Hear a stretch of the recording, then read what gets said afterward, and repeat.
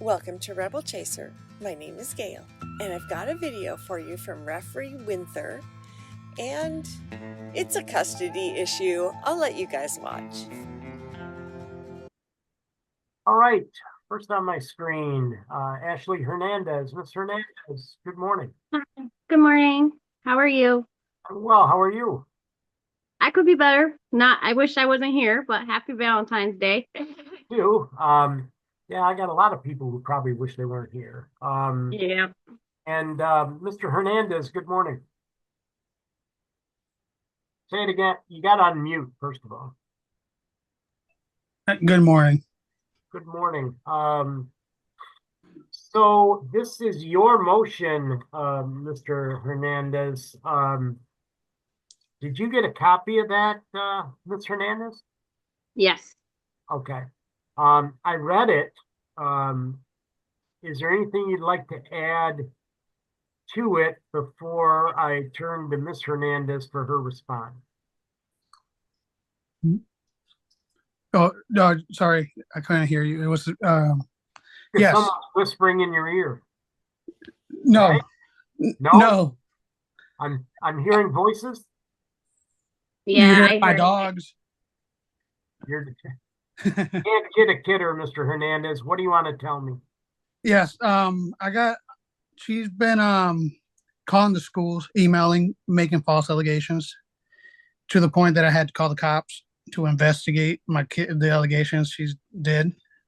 And also the school has written a letter on my behalf because of this, her allegations that she's been made, and my son's decline in behavior and grades since this started. And I got the letter right here. I could read it to you if you would like, or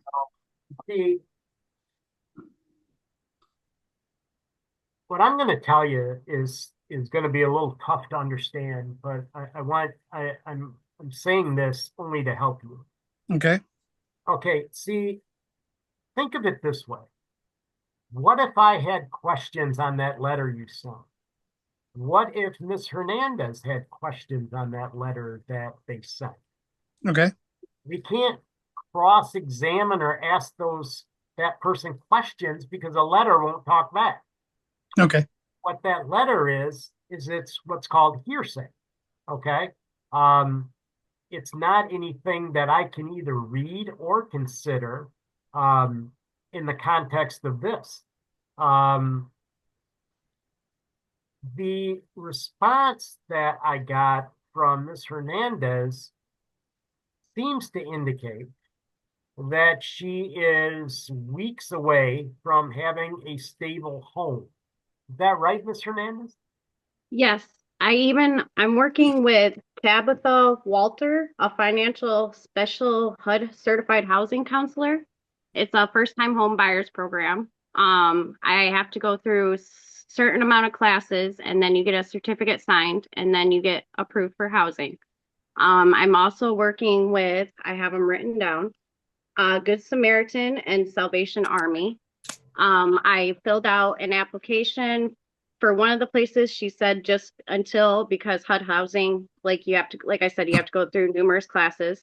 She said to fill out a place for dwelling in Grand Rapids, which I have the application right here. I have a binder full of all the help and resources. I had to pay off a debt that was unlegal.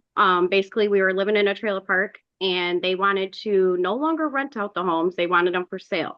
They bullied us out. I had 2 weeks to get me and my kids out, and that's what made us homeless. I tried to fight it. It's very hard to have somebody fight some homes. You have to have a lot of money to hire an attorney for that. But I have heard from legal aid that it is wrong, that they were wrong what they did. So I'm trying to get help with legal aid for that. So I'm paying off that debt. I have my taxes coming, which where I can pay that off, and I'll have money for my security deposit, and I am going to be in a home. I'm working hard every day. I've been with Versity Blood Center for 2 years. I at least work 40 to 60 hours, depending. I'm really trying. This hotel is just temporary. I wanted to be closer to my son. I did 95% of the pickups and drop offs, and Every time I wanted him for an extra day, it was a no. And I just want to be closer to my son. I'm working with agencies in Kent County. That was really hard to do it up in White Cloud. I'm just trying to prove to this man that I'm actually working hard, for my kid. And it's more unless he just tells my kid I'm homeless and I'm not a good mom. I mean, I have a video recording of my son who is deathly afraid of going back home because he's trying to pay him $100 to lie to a judge, which I do have my son saying that. And, saying that this That man might is, be hang on. That might be yes, interesting to me at some time. yes, But please. I would really love if you could listen to it. I so, mean, he's scared over it. hang on a second. Hang on. Yeah, sorry. Well, you said in your motion or in your Yeah. response, I read it. Did Yeah. you read that too, Mr. Hernandez? Yes. So my copy of it says that you are weeks away from housing. Can I? Yes. How many weeks? I would say roughly, Tabitha said if I can get this into dwelling place, I could hear back from them in a week. I'm just waiting on my tax return so I can pay presidential off because that will show the landlord, hey, she paid her debt. We can move forward. So it's not sitting on my credit. But that's the only thing I'm waiting for is just that money so I can, put that forward. So whenever the tax comes, which I'm hoping is in a couple weeks, like I said, I got my applications ready. I plan to go drop them off today. So I'm hoping within the next 3 weeks that, or 4, I can be in a place. My son, he loves it here. It's Roadway Inn in Granville. It's nice. It has a pool. You know that a hotel is not a real good, stable environment. I understand right now it's any port in a storm, but the stable housing is important, and there's some concerns about your mental health. Is any of that? No, my mental health, like I'm working with a YWCA. Her name is Jill D. It's a domestic advocator. And basically I'm dealing with a narcissist after my relationship. He's trying to blackmail me. It's always about court. We can't communicate together. He won't communicate with me. After I want you to hear this. After I sent my response in, he turned my son's phone off that I paid for and bought him. So we have communication throughout the week when he's there. And he won't let my son talk to me. I've talked to him once in the past 2 weeks, besides my weekends. Thank you. Yep. Mr. Hernandez. Can I say respond to that? Yeah. Her things. All right. Last time we were in court, she promised the courts that she would have her house by February of 24. It's February of 25. She said everything she just said now in the last court hearing we were with you. And now 2024, February 2024, and she still has not gotten a place.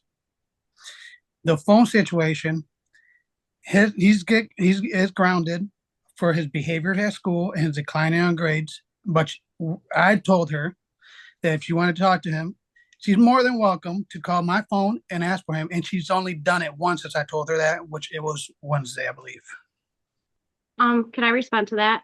I do have proof on messages that. Ashley, okay, sorry. Stop. Sorry. Okay. All right. I have one question for you, Mr. Hernandez. Yes.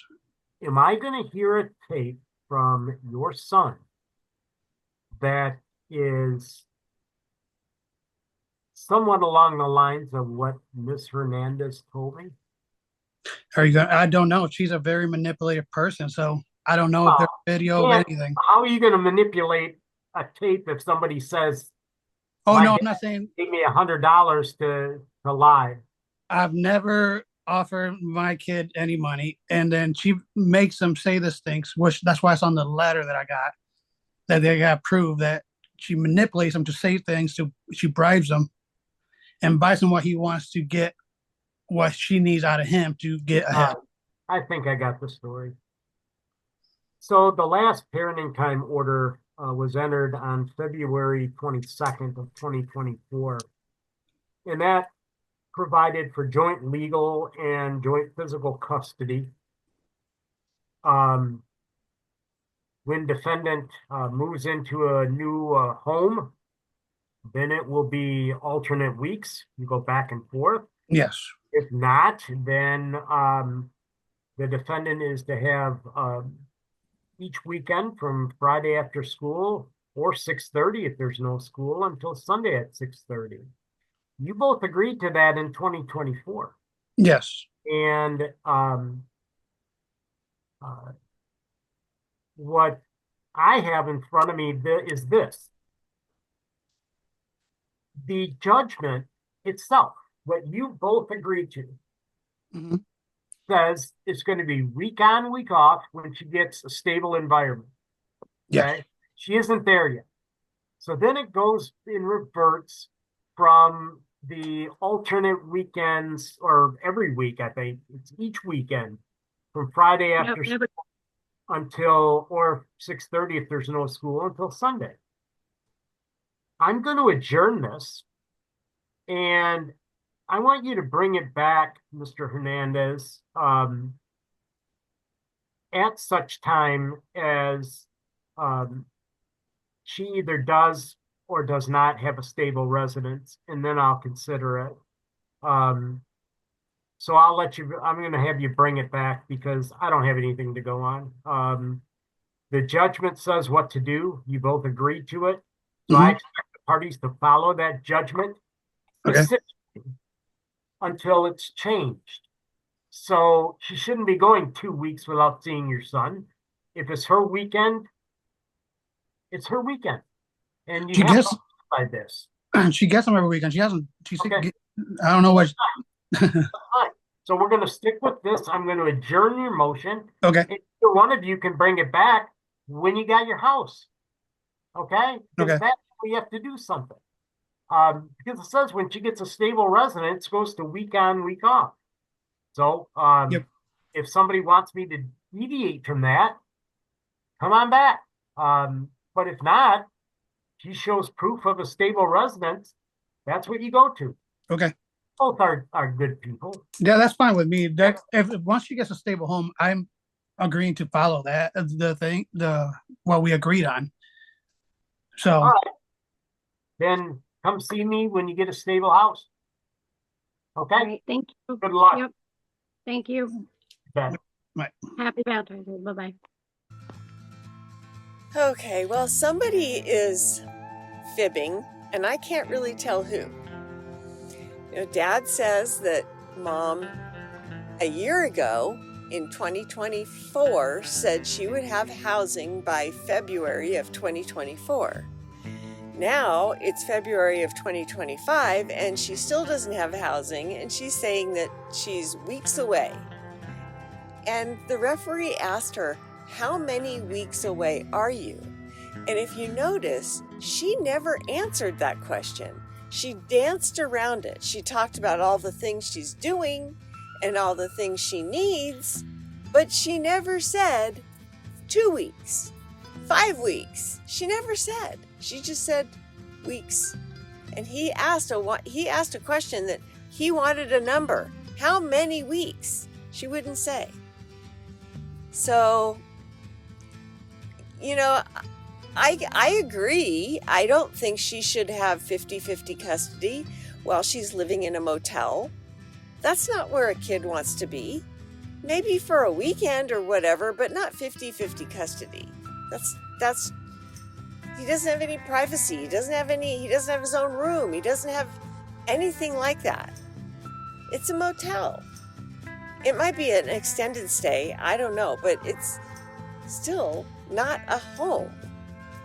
And I would think if she's working that much, that she would at some point be able to afford a home or an apartment. So it's a studio apartment. So it's a 1-bedroom apartment. So what? At least get something. I don't know. It just seems like she should be able to afford that and would be able to qualify if she really wanted to. I'm not sure though. Just watching what what she said here, she danced a lot. She never really answered specific questions. So anyway, I don't know. We'll see if they ever come back. But thank you guys so much for watching, and I'll see you next time.